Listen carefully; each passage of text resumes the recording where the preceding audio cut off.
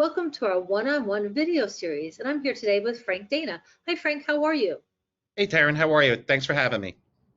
I'm great, thanks for asking. And we're going to talk a little bit about EHR today.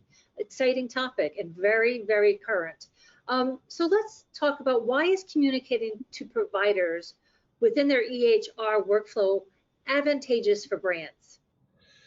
Well, I think it starts with that about 91% of physicians are using EHRs when treating their patients.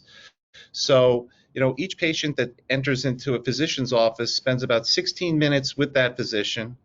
And during that time, we can provide information back to that physician in real time, whether it's an affordability option, whether it's information about a drug that he's contemplating prescribing, or if it's something of more meaningful use around safety or any other type of information that makes the process easier, not only for the physician, but assuages any concerns that a patient may have relative to the drug that's being prescribed. But I think the number one most important thing from my perspective is that many patients can't afford their medications, and we certainly can provide information as to how we can make those medications more affordable, in a workflow environment. Excellent. And you touched on the point about safety. So let's talk about how the move to digital solutions is supporting awareness and adherence. And part of that is safety. Yeah. So I think as time has evolved with the EHRs, more and more medications are what we're classifying as specialty medications. And there are more complexities to those medications, not only from a safety standpoint, but from hurdles that patient may have relative to their coverage. So in simple terms, a physician is, contemplating writing a medication for a patient. We can provide any information to that patient, again, in real time relative to any safety concerns with that drug.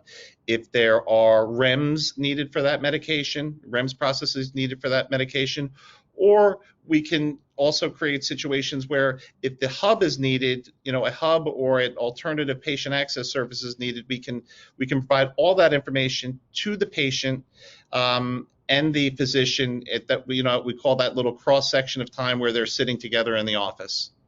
That's 16 minutes that they have together. That's 16 minutes is critical, and it's interesting too, Taryn. It's these platforms are ubiquitous in the sense that they don't necessarily have to be in an in-person setting. So they accommodate telehealth. They can accommodate a webcast or any other interaction that an HCP is having with the patient. These services are made available regardless of the whether it's a live or virtual setting. Excellent. And tell me how your company differentiates itself from the rest of the competitive landscape. What are you doing different? We're doing quite a few things different. I think the first thing that we have that most organizations don't is the greatest reach within these EHR networks.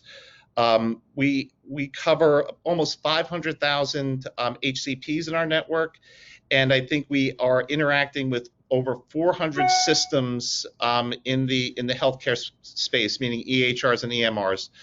And much of that, I shouldn't say much, but a fair amount of that, we've bought an exclusivity with those EHRs. So ConnectiveRx has a unique position where we have bought preferred agreements with what I would call big EHR and EMR systems where access can only be purchased through ConnectiveRx.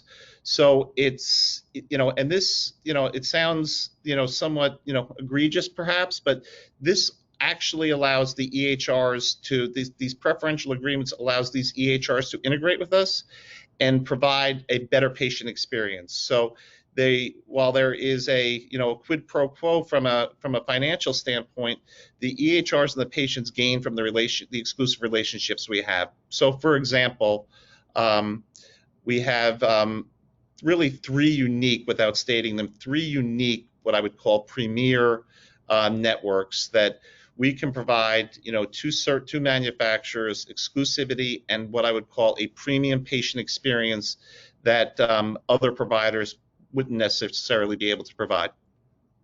Excellent. Well, kudos to you. And Frank, I'm going to ask you to put on your visionary's hat and look into your crystal ball and share your thoughts about what you think this environment's going to look like in the next year. Well, I think it's going to continue to expand very simply, and this is going to be a hard number for you to digest. There were about 1 million clinical events that patients and physicians didn't have last year.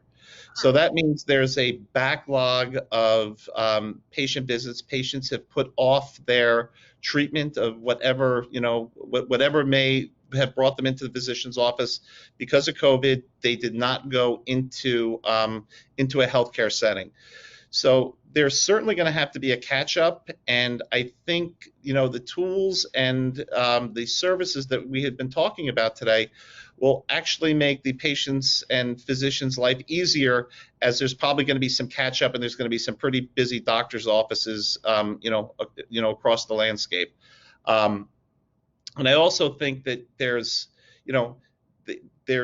probably a notion that maybe there are some folks that probably have some severe disease that really, our services from not only from a safety but from an efficacy and really an epidemiology standpoint, where if we can provide clinical information, relevant information to physicians of how to get patients that have been lagging in terms of treatment on medication quicker and more cost effectively, I think may and hopefully frees up the backlog that's probably out there. Fantastic. And then getting them on them and keeping them on it as well. Keeping them on is the key, Absolutely.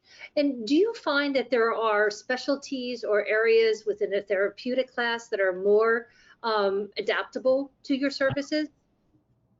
It's a very good question. I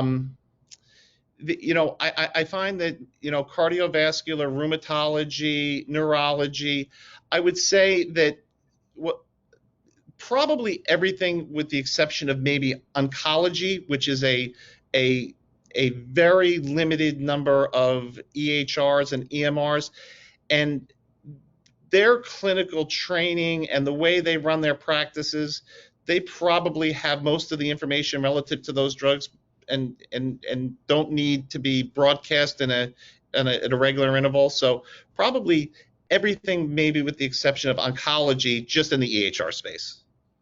Excellent. Well, Frank, thank you so much for giving us a glimpse into the future and talking about all the advantages there are to working with your organization. Thank you for being part of a one-on-one video series. Well, listen, it was a pleasure being with you.